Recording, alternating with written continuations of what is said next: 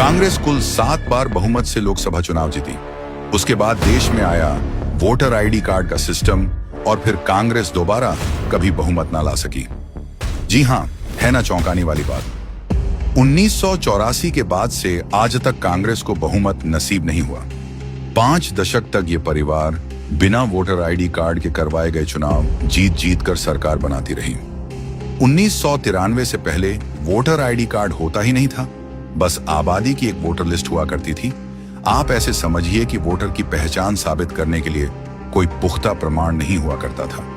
नतीजा, तब के अखबारों में आपने धड़ाधड़ फर्जी वोटिंग, बूथ कैप्चरिंग, मर चुके लोगों के नाम से वोट और प्रशासन पर दबाव की खबरें छपा करती थीं। ऐसे में क्या ये कहना गलत होगा कि लंबे समय तक शासन में रहने के बाद सरकारी सिस्टम भी कांग्रेस के कंट्रोल में रहा होगा?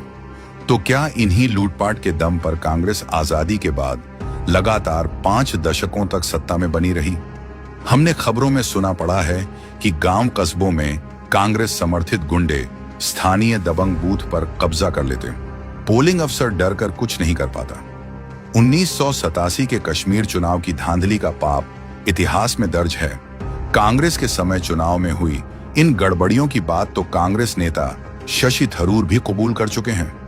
दिल्ली कांग्रेस के नेता संदीप दीक्षित कांग्रेसी काल के बूथ लूट की कहानी उजागर कर चुके हैं। देखो पहले क्या होता था, क्योंकि मैंने प्रत्यक्ष भी देखा है कि भाई आए, हम लोगों ने ठप्पे लगाए, ठीक है, 100 वोट पढ़े, उसके बाद हम लोगों ने 25, 30, 50 वोट अपनी तरफ से डाल दिए। पूर्व कांग्रेस नेता कीर्ति आजाद ने तो यहां तक बताया कि उनके पिता के लिए कांग्रेस के लोग बूथ लूटा करते थे।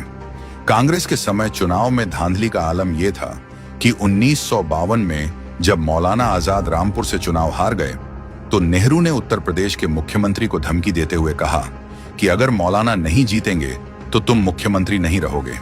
इन्हीं धांधली को रोकने के लिए भारी खर्चों से 1993 में चुनाव आयोग ने फोटो वाला वोटर आईडी कार्ड और एपिक नंबर लॉन्च किया। हैरानी की बात है कि जब से चुनावी प्रक्रिया सही हुई है तब से कांग्रेस को एक बार भी बहुमत नसीब नहीं हुई है।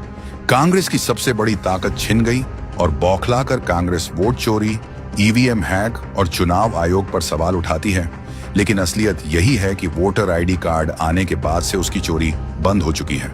अब चुनाव जनता की पहचान और ईमानदार वोटिंग से तय होता है, इसलिए कांग्रेस को अपनी हार का ठीकरा कहीं और जाकर फोड़ना चाहिए।